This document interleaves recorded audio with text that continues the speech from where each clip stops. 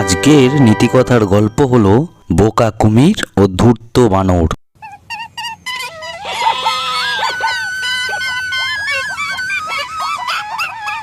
নদীর তীরে এক জাম গাছে রক্তমুখ নামে এক বানর বাস করত।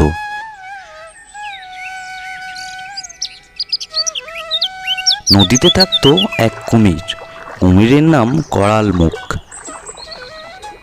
এই দুজনের মধ্যে খুবই ভাব। করাল মুখ ডাঙায় উঠে রোদ পোহায় আর রক্তমুখের সঙ্গে প্রতিদিন সুখ দুঃখের কথা বলে।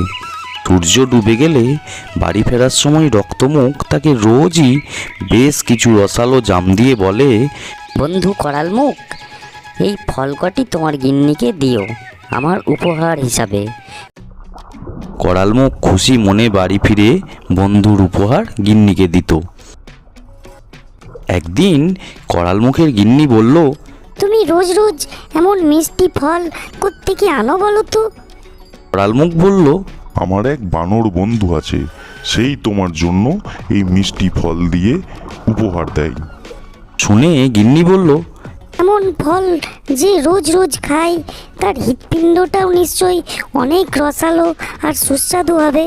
তুমি আমাকে তোমার বন্ধু হৃৎপিণ্ডটা এনে খাওয়াতে পারলে বুঝবো সত্যিই তুমি আমাকে ভালোবাসো। গিন্নির কথা শুনে করাল মুখ বলল, এ কি কথা বলছো গিন্নি? বানর আমার প্রিয় বন্ধু, আমাদের সে কত ভালোবাসে, আমি কি করে তাকে হত্যা করি?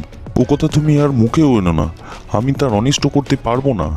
এই কথা শুনে কুমির গিন্নি মুখ ভার করে বলল, বুঝতে পেরেছি, আমার চাইতে বন্ধুই তোমার বেশি আপনজন। ঠিক আছে, যতদিন তুমি আমায় বানরের হৃৎপিণ্ড খাওয়াতে না পারবে ততদিন আমি জল পর্যন্ত খাবো না। যাকে স্বামী ভালোবাসে না তার মরাই ভালো। করাল মুখ দেখলো ভারী বিপদ। শেষে অনেক করে গিন্নিকে শান্ত করে সে বলল, ঠিক আছে, তুমি ভেবো না, আমি দেখি আজ চেষ্টা করে।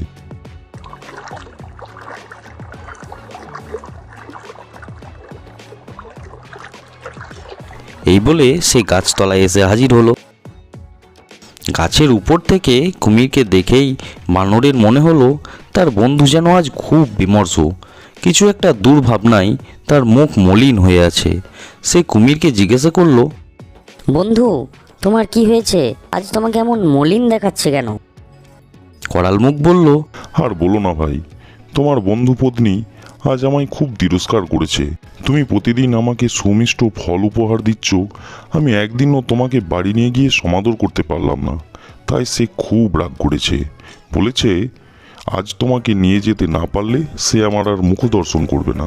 রক্তমুখ বলল, ভাই করাল মুখ, তোমার কথা শুনে আমি খুবই আনন্দিত হলাম, কিন্তু ভাই আমার তো যাওয়া সম্ভব নয়। তোমরা থাকো জলে আর আমি থাকি ডাঙায়, আমি ওখানে যাব কি করে? করাল মুখ বলল, সেই জন্য তুমি ভেবো না বন্ধু, আমি পিঠে করে তোমাকে আমার বাসায় নিয়ে যাব।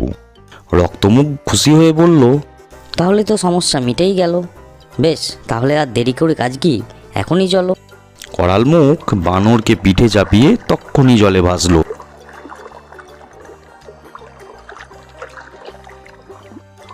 মাঝ নদীতে আসার পর কুমির দেখলো বানর আর পালাতে পারবে না। এবার তাকে আসল কথাটা বলতে দোষ নেই। সে বলল, ভাই রক্তমুখ, তোমাকে আজ এমন সমাদর করে নিয়ে যাচ্ছি কেন জানো? আমার গিন্নি তোমার সুস্বাদু হৃৎপিণ্ড খেতে চেয়েছে, আর সে কারণেই তোমাকে সেখানে নিয়ে যাচ্ছি। করাল মুখের কথা শুনে তো বানরের পিলে চমকে উঠল। সরলভাবে কুমিরকে বিশ্বাস করে সে যে ভুল করেছে তা বুঝতে পেরে তক্ষুনি তার খুব অনুশোচনা হলো।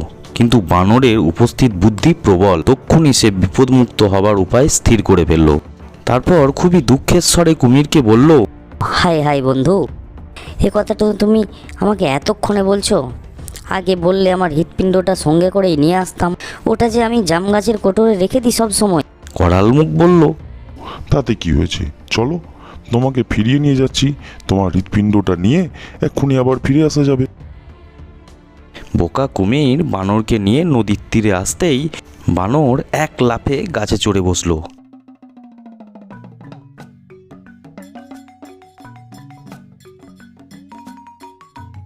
বাপরে, নেহাত বুদ্ধির জোরে এবার প্রাণটা রক্ষা পেল।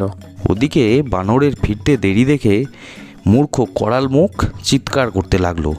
কই বন্ধু, দেরি করছো কেন? ওদিকে গিন্নি আমাদের পথ চেয়ে বসে আছে যে। বানর রক্তমুখ হেসে উঠে বলল, বোকা কোথাকার, হৃৎপিণ্ড কি কারো দুটো থাকে? না ওটা খুলে নিলে কেউ বাঁচে? তুমি এবার গিন্নির কাছে ফিরে যাও, এখানে আর কখনো এসো না, আমাদের বন্ধুত্ব এখানেই শেষ। এই গল্পের নীতিকথা হলো, যে বিশ্বাসের অযোগ্য তাকে কখনো বিশ্বাস করতে নেই।